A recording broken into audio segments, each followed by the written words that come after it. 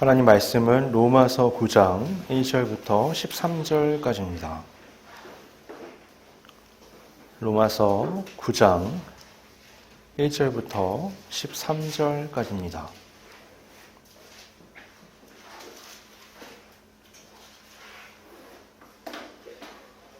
봉독하겠습니다. 내가 그리스도 안에서 참말을 하고 거짓말을 아니하노라. 나에게 큰 근심이 있는 것과 마음에 그치지 않는 고통이 있는 것을 내 양심이 성령 안에서 나와 더불어 증언하노니, 나의 형제 곧 고륙의 친척을 위하여 내 자신이 저주를 받아 그리스도에게서 끊어질지라도 원하는 바로라. 그들은 이스라엘 사람이라. 그들에게는 양자됨과 영광과 언약들과 율법을 세우신 것과 예배와 약속들이 있고, 조상들도 그들의 것이요 육신으로 하면 그리스도가 그들에게서 나셨으니 그는 만물 위에 계셔서 세세의 찬양을 받으실 하나님이시니라. 아멘. 그러나 하나님의 말씀이 폐하여진 것 같지 않도다. 이스라엘에게서 난 그들이 다 이스라엘이 아니요 또한 아브라함의 씨가 다 그의 자녀가 아니라 오직 이삭으로부터 난 자라야 내 씨라 불리리라 하셨으니, 곧 육신의 자녀가 하나님의 자녀가 아니요 오직 약속의 자녀가 시로 여기심을 받느니라. 약속의 말씀은 이것이니, 명년 이때에 내가 이르리니 사라에게 아들이 있으리라 하심이라.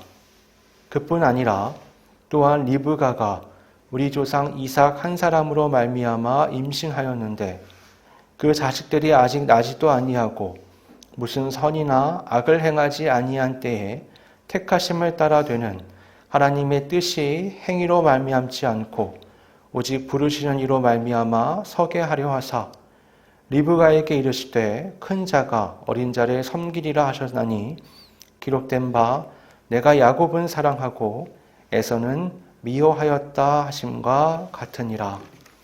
아멘.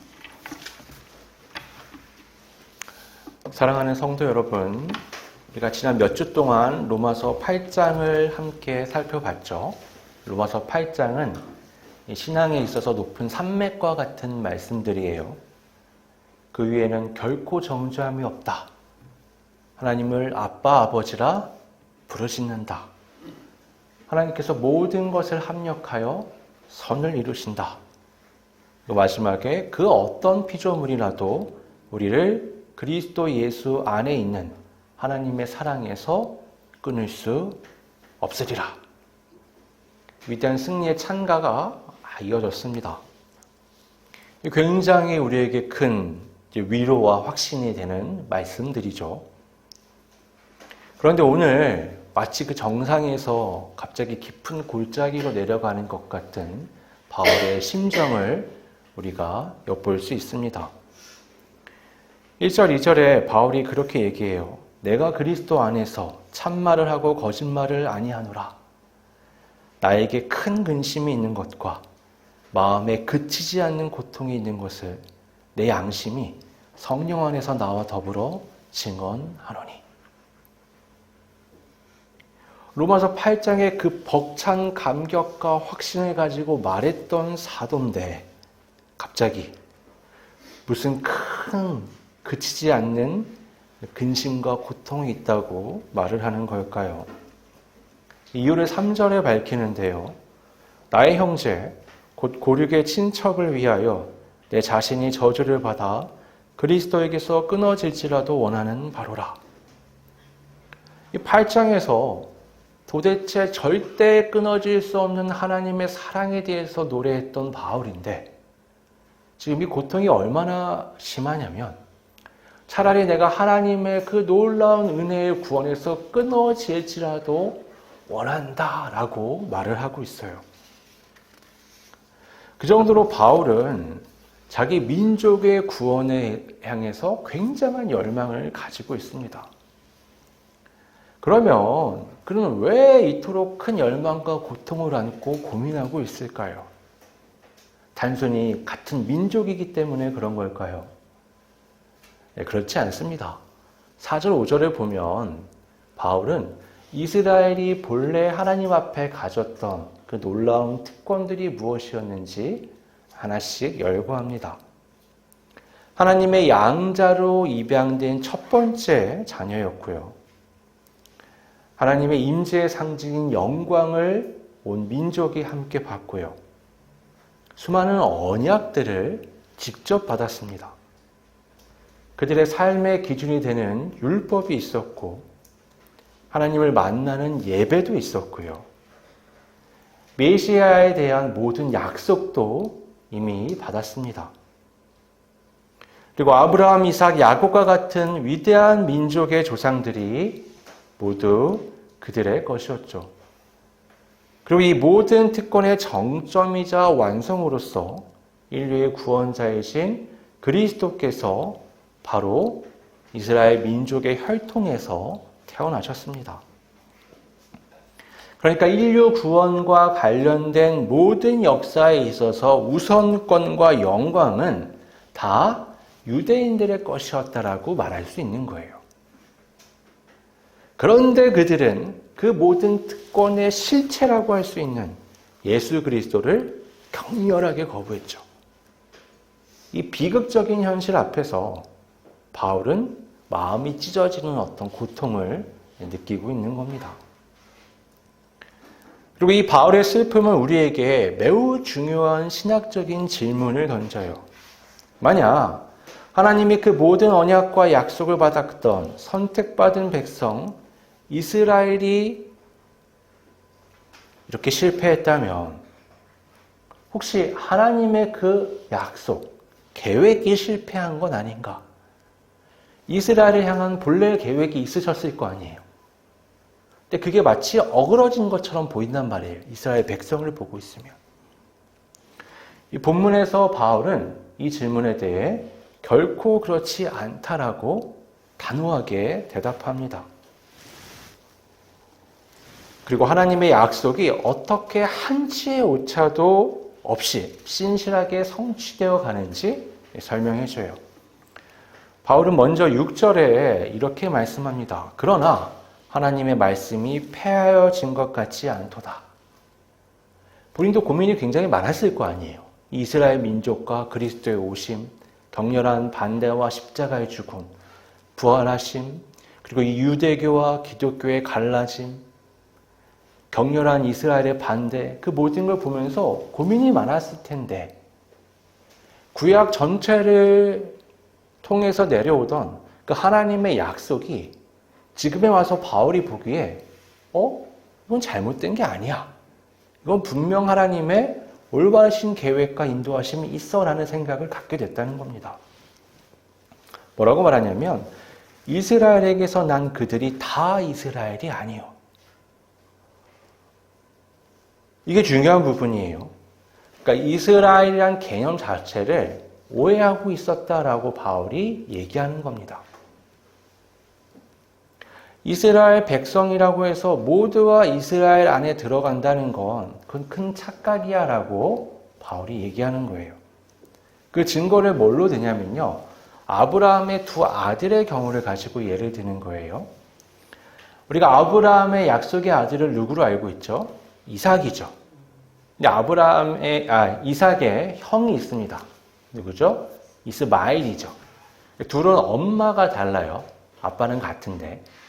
이스마엘은 하갈의 아들이고요. 사라의 여종이었던. 이삭은 사라의 아들입니다.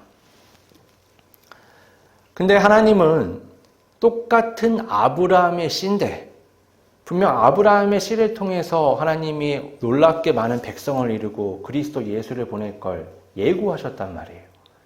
그런데 하나님은 이삭만을 그 백성, 그 민족의 계보에 넣을 수 있다라고 말씀하셨지 이스마엘은 아니라고 말씀하셨어요. 8절 9절은 이렇게 말씀을 합니다. 곧 육신의 자녀가 하나님의 자녀가 아니요 오직 약속의 자녀가 씨로 여기심을 받느니라. 약속의 말씀은 이것이니 명년 이맘때에 내가 이르리니 사라에게 아들이 있으리라 하심이라.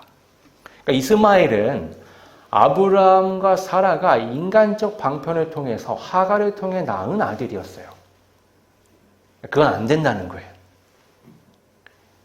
그러면 이삭은 어떤 아들이냐?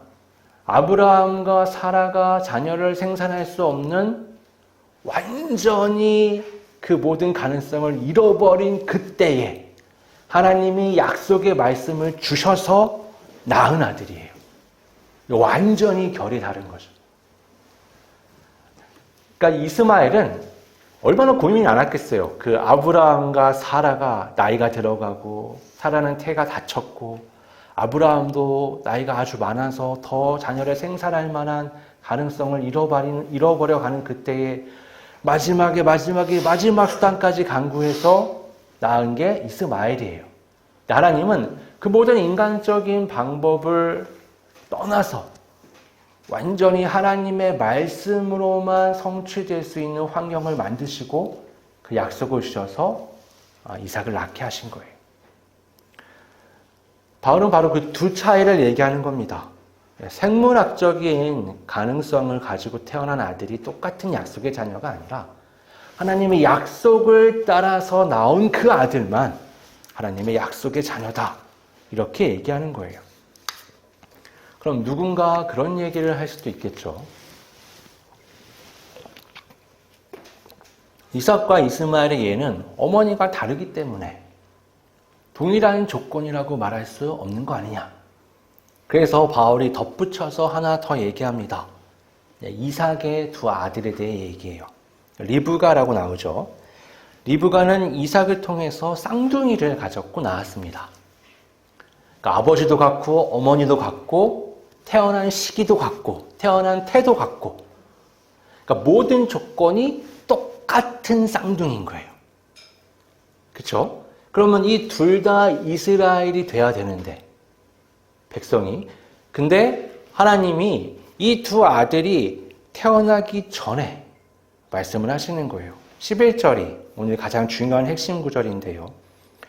그 자식들이 아직 나지도 아니하고 무슨 선이나 악을 행하지 아니한 때에 택하심을 따라 되는 하나님의 뜻이 행위로 말미암지 않고 오직 부르시는 이로 말미암아 서게 하려 하사. 이게 뭐예요?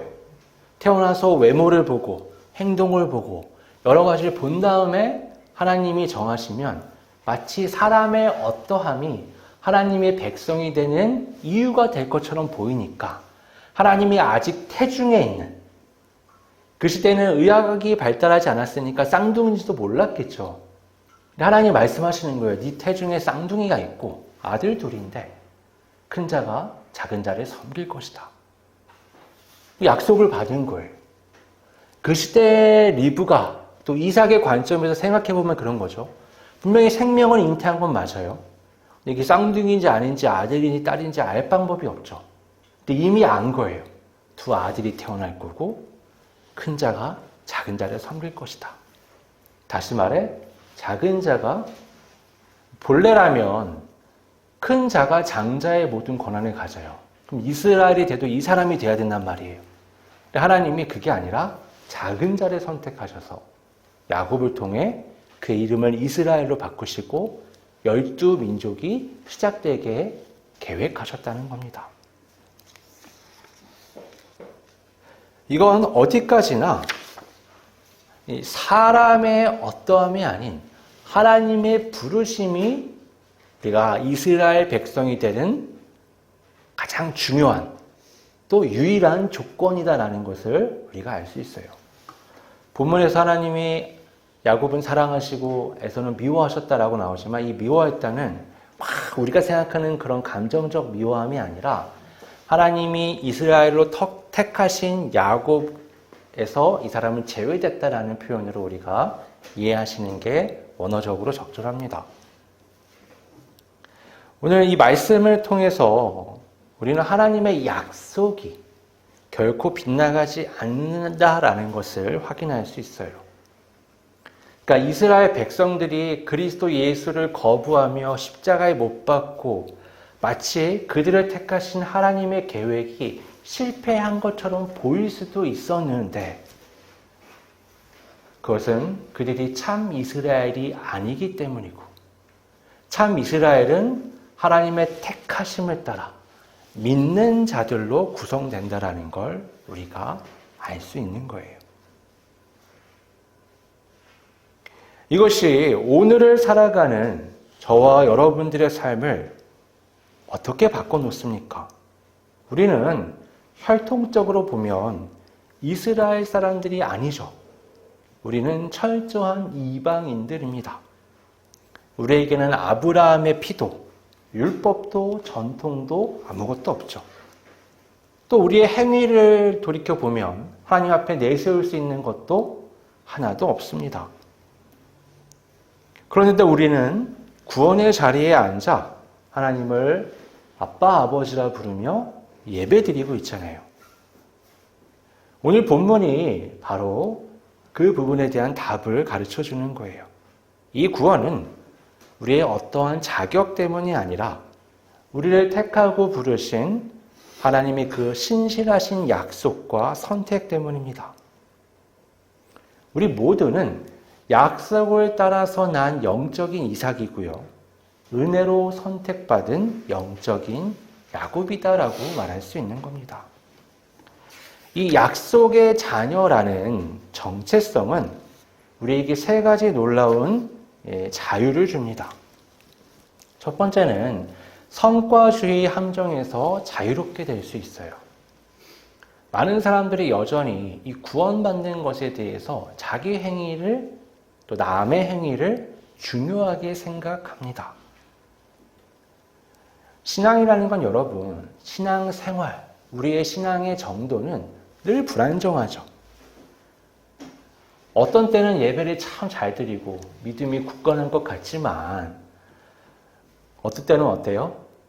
또 하염없이 고꾸라지고 마음이 쪼그라들고 믿음을 잃어버릴 때도 있단 말이에요. 마치 롤러코스터를 타는 것처럼 우리의 신앙은 왔다 갔다 합니다. 그러나 우리는 약속의 자녀인 거예요. 나한테서 어떤 근거를 찾을 수 있는 게 아니라 나에게 이 약속을 주신 하나님께 근거를 갖고 그걸 확신을 갖는 겁니다. 하나님의 신실하심에 근거를 두는 거예요. 그래서 여러분, 이 성과주의의 함정에 빠지면요, 싫고 귀찮고 어려운데 구원을 위해서 벌 받을까 봐 하나님 앞에 나아가는 이상한 신앙의 형태를 가질 수 있는데, 우리는 그게 아니라 우리가 조금 기분이 좋고 마음이 잘 돼서 신앙생활을 잘 할 때든, 그게 좀 잘 안 돼서 죄에 자꾸 넘어지거나 우리의 마음이 고통 가운데 있거나 믿음이 낮아져 있을 때든 상관없이 하나님 앞에서 그 신실하심을 바라보며 은혜에 감사하고 기쁨으로 나아갈 수 있는 겁니다. 하나님의 사랑을 얻기 위해서가 아니라 이미 우리에게 주신 그 사랑에 대한 감사로 나아가는 거예요. 두 번째로 우리는 실패에 대한 두려움에서 자유로울 수 있습니다. 이스마엘이라는 존재는 인간적인 노력의 상징이었죠. 반면에 이삭은 인간의 불가능 속에서 태어난 하나님의 약속의 상징이었습니다. 우리가 삶 가운데 문제를 만들면 우리도 이스마엘을 낳으려고 노력을 해요. 왜냐하면 기다려도 하나님의 인도하심이 잘 없거든요. 그러니까 어떻게 해요? 기도를 하면서 인간적인 방법을 끝에 가서 강구를 자꾸 하죠. 그러나 약속의 자녀는 기다릴 줄 아는 사람이에요. 다행인 건 그 아브라함이 두 경우에 다 해당이 됐다는 겁니다. 아브라함은 인간적인 방법도 강구했었지만 결국 하나님 앞에 온전한 믿음으로 약속의 아들을 받았죠. 우리도 실패를 두려워하는 마음을 넘어서서 하나님의 약속의 근거를 두고 우리의 삶을 기다릴 줄 알아야 합니다. 자꾸 이스마엘을 낳으면요, 여러분 그게 문제가 될 수 있어요. 이스마엘 낳았더니 집안에 불화가 생겼거든요. 생각해 보세요. 사라가 닥달해서 하가를 통해서 이스마엘 낳았는데 사라가 닥달해서 가까이가 이스마엘을 쫓아내게 되는 거예요. 아브라함이 가슴이 찢어지는 고통을 경험하면서 자기의 그 아들을 내쫓게 됩니다. 그러니 약속을 붙들고 하나님 앞에서 실패를 넘어서는 두려움 없는 삶으로 나아갈 수 있습니다. 마지막으로 비교의식의 굴레에서 자유로울 수 있습니다. 하나님께서 야곱을 사랑하시고 에서를 미워하신 것은 야곱이 에서보다 더 나은 사람이었기 때문이 아니죠. 태어나기도 전에 아무런 자격이 없을 때 하나님이 주권적으로 그를 선택하셨습니다. 이 진리는 우리 모두를 비교의식에서 자유롭게 해줄 수 있어요. 그러니까 기독교 안에서 우리의 욕망, 그 최초의 욕망이죠. 하나님의 자리에 올라서려고 했던, 다시 말해 세계에서 내가 위에 정점에 서려고 했던, 오늘날도 그걸 성공이라고 얘기하잖아요. 경제가 됐던 정치가 됐던 지식이 됐던 뭐가 됐던 인류 가운데 정점의 소수의 사람이 되는 걸 오늘날도 성공이라고 얘기하고, 그걸 성취하기 위한 방법, 그걸 성취한 사람들에 대한 얘기가 끊임없이 들려옵니다. 그러다 보면 여러분 비교의식에 깊게 빠질 수밖에 없어요. 저는 정말 개인적으로 우리나라 공교육에서 요 시험을 해서 등수를 매기는 문화가 빨리 없어져야 된다고 생각을 해요. 그게 하나 도움이 안 되거든요. 그거보다는 조금 더 가능성 있는 수많은 다양한 분야에 나아갈 수 있는 사람들을 양성해야죠. 등수 매겨놓고요, 세상에서 돈 많이 벌 수 있는 학과들을 서열을 매겨놓으니까 거기에 들어가는 사람들이 자기의 어떤 정체성, 자기의 재능, 자기의 적성 상관없이 그냥 가는 경향이 있어요. 자본주의 시대고 시장 경제다 보니까 그게 이해가 되기도 하지만 그런 시스템 자체를 조금 바꿀 필요가 있는 겁니다. 여러분, 하나님은요, 우리를 다 태초 전부터 이렇게 창조하셨어요. 중고등부 애들 옛날에 데리고 가면 애들이 불만이 많아요. 우리 아빠 엄마 때문에 내가 키가 작다. 우리 아빠 엄마 때문에 내가 이렇게 못생겼다. 내가 엄마 닮았는데 아빠 닮아서 이렇게 못생겼다. 뭐 했다. 제가 얘기해 줍니다. 너네 부모님도 네가 그렇게 태어날 줄 몰랐어. 부모님이 만들려고 그랬으면 최고 좋게 만들었겠지. 따질 거면 하나님한테 가서 따져.